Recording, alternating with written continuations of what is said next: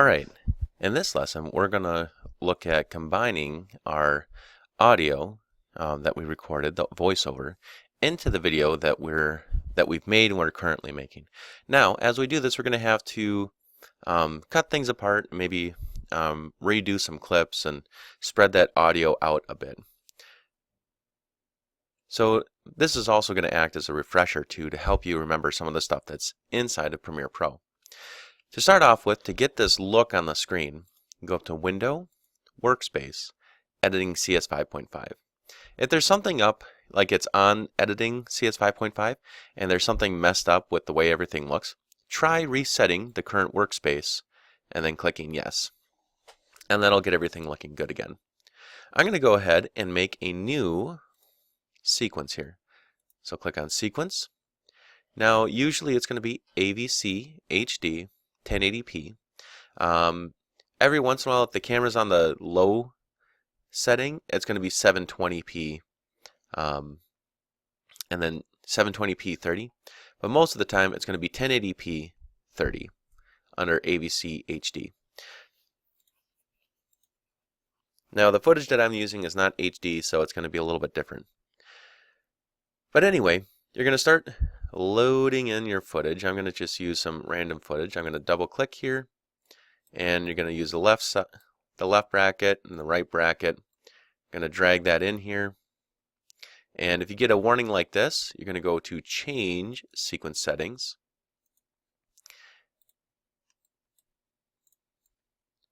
Just going to keep dropping in videos here. You might have a title where you go click on this new thing, you do title, and we'll call this poem or something. We'll click on one of the text styles at the bottom here.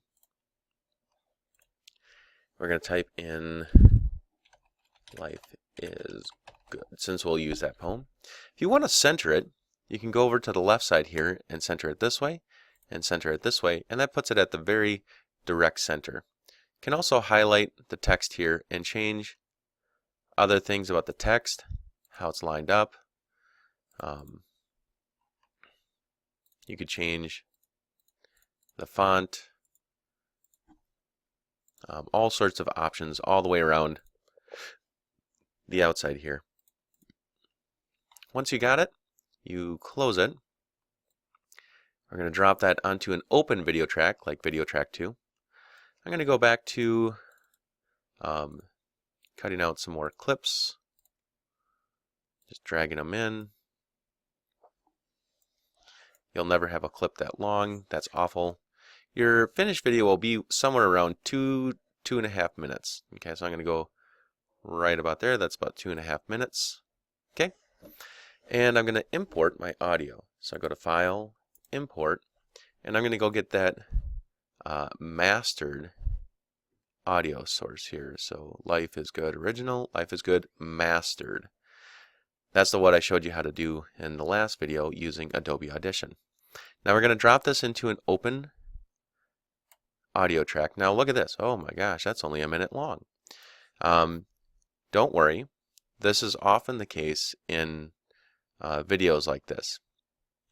Now to kind of stretch this out, to get it to that 2-minute length, which will make it seem more dramatic, you're probably going to move it a little bit later into the video, and you're going to slice it up at each section and kind of separate it out. So I'm going to click on the razor tool here, and I'll listen to it, and I'll cut it at the different divisions and just move them around, kind of scatter them about where the stanzas are happening. Now having these breaks in the middle here is a little distracting. To kind of smooth over that, we're going to have some background music. Okay, and you can look for background music any number of places. I have some here. I'll cut it to about the length that I need it and drag it down here, and I'll have to shorten it. Now this audio source is too loud, so if we listen to these together, the background music is going to overpower our voiceover.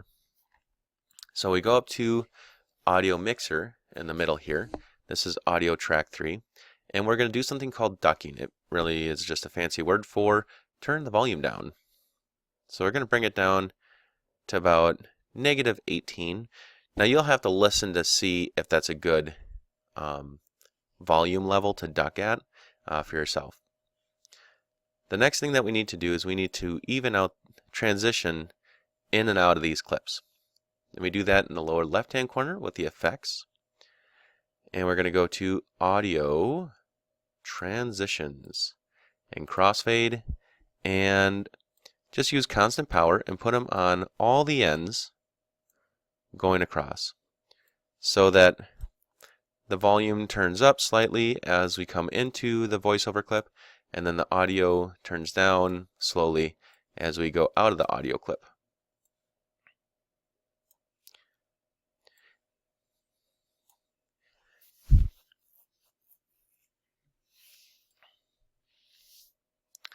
And now if we listen to this, we have a pretty good balance of the voiceover.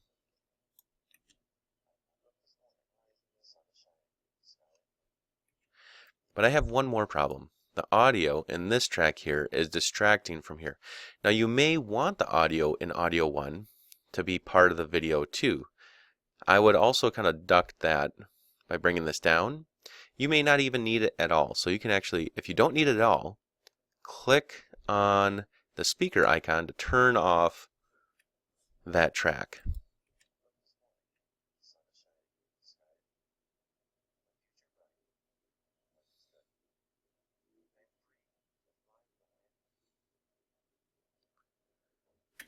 Okay, it sounds nicely balanced. The background music isn't overpowering, and I could probably export this now. On the video clips, you may want to do some different things like changing the colors. And to do that, you go into the video effects, and you're probably just going to use the color correction here. And I like to use fast color corrector and black and white, which is, well, if you can't find it, you can always just search it. So type in black, and there it is under image control. So black and white. So maybe some of your clips are just black and white here. We can go up to effect controls at the top. And so there's the effect, black and white. It just automatically turns it black and white. Now, if we go here in where I put the fast color corrector, we have to click and drag this outward, and we can make the colors whatever we want. We can also adjust the black levels, gray levels, and white levels, so that it greatly changes the picture. And you can also, auto adjust that as well if you screw anything up.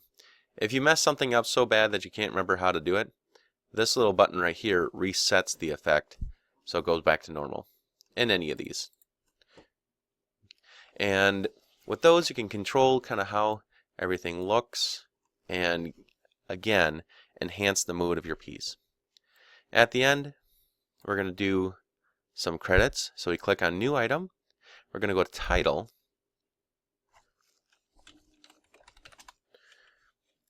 And I'm going to just click in here and do some names. Now that I have these names, I'm going to animate them so that they scroll through the page, so they're kind of rolling credits. Up here in the upper left-hand corner has roll and crawl options. I'm going to click on that. I'm going to have them roll. I'm going to have them start off screen and end off screen. Click OK. And close this. When I drag the credits in, it automatically goes for 5 seconds. But as you make it longer, okay, so here it is, 5 seconds. As you make it longer, it kind of recalculates how long everything has to be animated. So you can just kind of stretch that out as long as it takes to comfortably read all the names as they roll by, and that's the length that you need. And just stick that at the end of everyone that did something. Make sure you have their jobs. Okay, so you have director, you have assistant director, you have camera operator, you have lighting tech, you have lighting supervisor, actor, and let's see, you might have another actor in there, or something along that line. And you can, as you type more things in there, you can just recenter it like that, and there you go, all done.